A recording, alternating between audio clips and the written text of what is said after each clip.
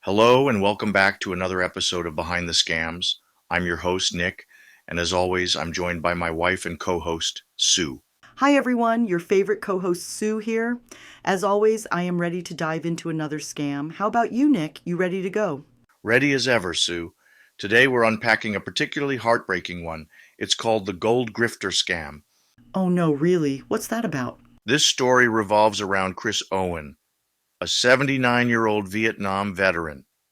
Can you imagine, Sue, after serving your country and planning for a peaceful retirement, only to fall victim to a sophisticated gold scam?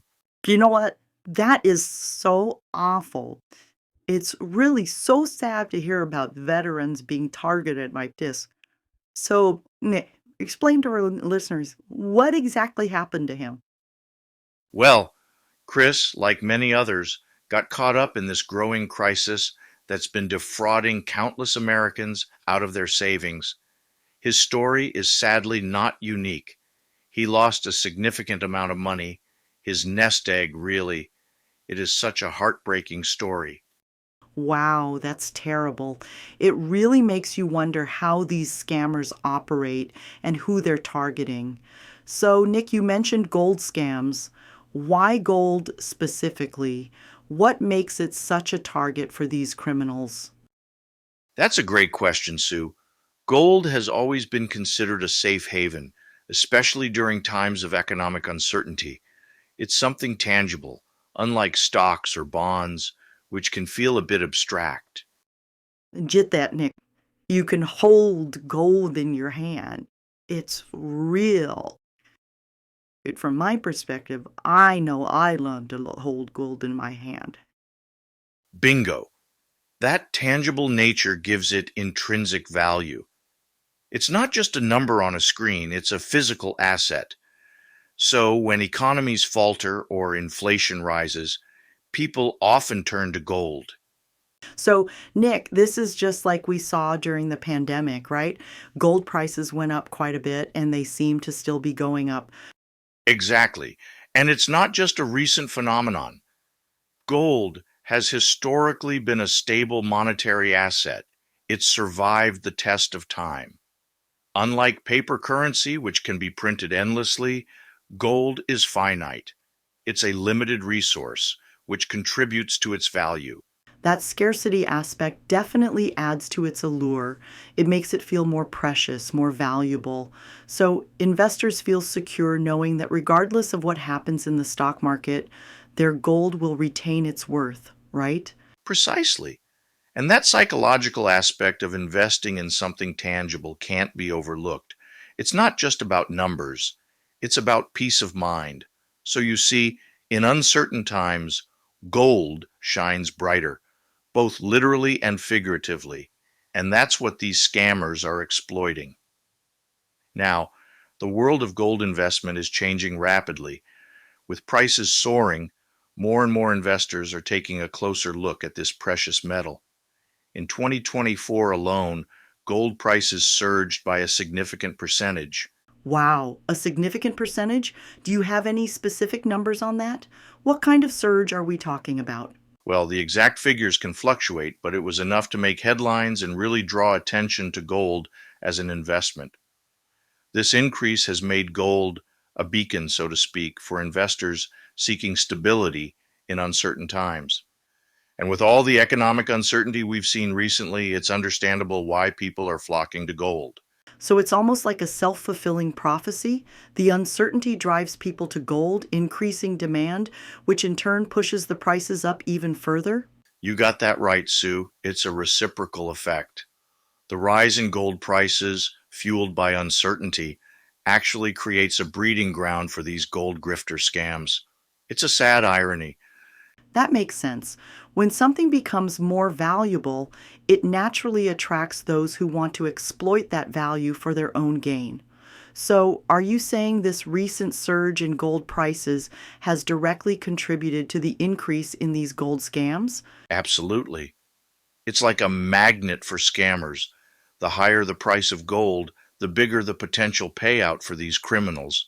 And sadly, it's often vulnerable people who fall victim. So, Let's dive into the mechanics of this scam, Nick.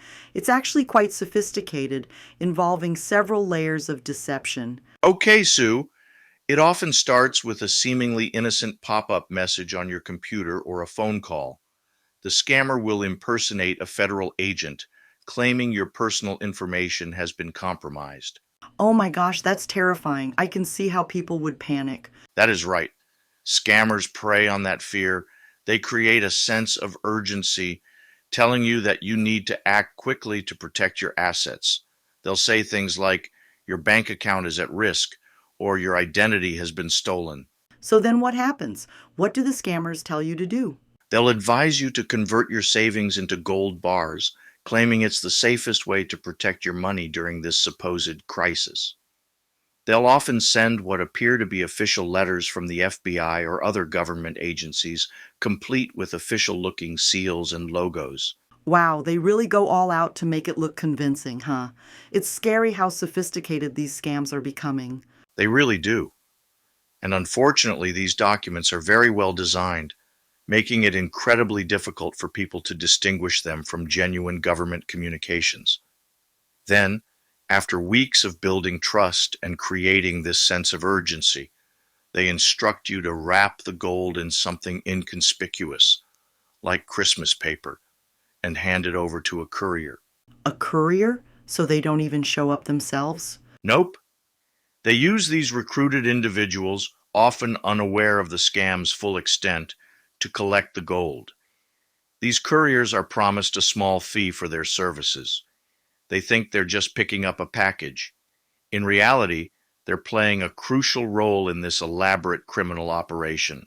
It's just awful. So many layers of deception and so many people being used and manipulated. It makes me wonder about the role of technology in all of this. Are these scams primarily facilitated through the internet and computers, like those pop up ads you mentioned? And it's not just the mechanics of the scam itself, Sue. It's the emotional vulnerability of the victims that really makes them susceptible. This is especially true for seniors. That makes sense. Seniors are often targeted in scams, aren't they? I am so curious, Nick. Why are seniors so often preyed upon by scammers? Well, there are a few reasons. Many seniors didn't grow up with technology, so they may not be as savvy about recognizing online scams. They might be more trusting of authority figures, which makes them vulnerable to impersonation scams like this one. Right. And I imagine the isolation that some seniors experience can also make them more susceptible to manipulation. If someone is lonely, a friendly voice on the phone, even if it's a scammer, can be very appealing. Absolutely. And on top of that, there's been a demographic shift in gold buying. More and more seniors are investing in gold as a way to secure their retirement funds and protect against inflation. So the scammers are capitalizing on this trend. They know that seniors are increasingly interested in gold and they're using that to their advantage. It's like they're specifically targeting this demographic. Precisely. They know seniors might be looking for ways to protect their savings, and they exploit that. In Chris's case, after losing his wife and with the added stress of the pandemic, his emotional vulnerability made him a prime target for this type of scam. He was grieving, and the scammers preyed on his desire to secure his future. It's heartbreaking. He was just trying to do what he thought was best, and these criminals took advantage of him during a difficult time in his life. And sadly, his story is not unique. There are countless others who have fallen victim to these gold grifter scams. In 2024 alone, victims reported losses totaling a staggering $126 million. Oh my goodness, that's a horrifying number. It's just so sad that people prey on others' vulnerabilities like this. It really underscores the importance of education and awareness, especially for seniors. It is, and thankfully, law enforcement is stepping up their efforts to combat these scams. The FBI, in particular, has been actively investigating these gold grifter schemes. That's good to hear. What are they doing specifically? Have there been any arrests? Yes, there have been numerous arrests, although the exact figures aren't always released to protect ongoing investigations. They're focusing on several areas, including, of course, investigating the scams themselves, tracking down the perpetrators, and trying to recover the stolen funds. And are they specifically targeting the ringleaders, the ones masterminding these operations? They are. It's complex, often involving international networks. But one key strategy they're using is sting operations to catch the couriers. Remember, these are the individuals who physically collect the gold from the victims. Oh, right. Like in Kris Owen's case, they set up a sting to try and catch the person who took his gold. Nick, can you briefly explain what a sting is and whether you were involved in any during your law enforcement career? Sure, a law enforcement sting is a planned operation designed to catch criminals in the act by using deception or undercover methods. Officers often pose as potential victims, buyers, or criminals to gather evidence and arrest suspects involved in illegal activities such as fraud, drug trafficking, or scams. And yes, I was involved in numerous sting operations during my career, both as a case agent and in an undercover capacity. I can tell you from my own experience, the law enforcement sting is a fantastic tool and often leads to successful arrests and prosecutions. And fortunately, in this case, they were successful. Owen went undercover, wore a wire, and helped the authorities identify and arrest the courier. That courier was later charged with conspiracy to commit wire fraud. Wow. So, even though they often can't recover the actual gold, they are making arrests and holding people accountable. That's reassuring. So, Sue, can you please tell our listeners what other strategies, apart from sting operations, are being implemented to combat this horrific scam? Yes, education and public awareness are huge priorities. They're working with local communities, particularly senior centers, to educate people about these scams and how to avoid becoming a victim. So, Sue, knowing all this, what can our listeners do to protect themselves? There are some crucial steps everyone can take to avoid becoming a victim of these scams. This is so important, Nick. I'm sure our listeners are wondering what practical steps they can take. What's the first line of defense? Well, a big one is verifying the source of any communication you receive. Whether it's a phone call, email, text message, or even a pop up on your computer, never assume it's legitimate without checking. If someone claims to be from a bank, government agency, or any institution, take the time to verify their identity independently. So don't just take their word for it. What's the best way to verify? If it's a company or organization, look up their official contact information online yourself. Don't use any contact details provided in the suspicious communication. Call them directly using the number you find and ask if they actually contacted you. That's a great point, Nick. It's so easy to just click a link or call a number provided in a message, but that's exactly what scammers are hoping for. Precisely. Another key thing is to be incredibly cautious with your personal information online. Never share sensitive details like your social security number, bank account numbers, passwords, or login credentials in response to unsolicited requests. Legitimate organizations will never ask for this information via email, text, or phone. Right. If you get an email or text asking for this information, it's a huge red flag. Delete it immediately. Absolutely. And Sue, this might seem obvious, but it's worth repeating. If an offer sounds too good to be true, it probably is.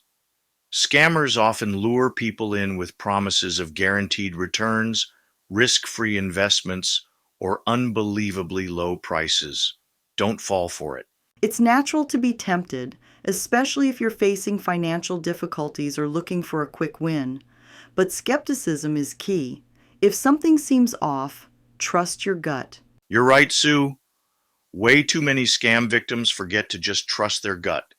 If you're unsure about anything, talk to a trusted friend, family member, or financial advisor before making any decisions. A second opinion can be invaluable. And always remember, never feel pressured to make a quick decision. Scammers often create a sense of urgency to prevent you from thinking clearly. Take your time, do your research, and don't let anyone rush you. So, in short, Nick, it's all about being proactive, informed, and skeptical. Verify everything, protect your information, and trust your instincts.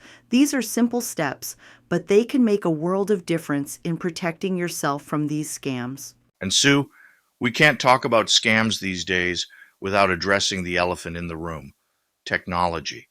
It's become such a powerful tool for scammers, unfortunately. It really has. It's so disturbing how they exploit technology to deceive people. We've talked about verifying information, but how does technology play into that, Nick? Well, think about pop-up scams. These are designed to look like legitimate notifications, often warning you about a security breach or a problem with your computer.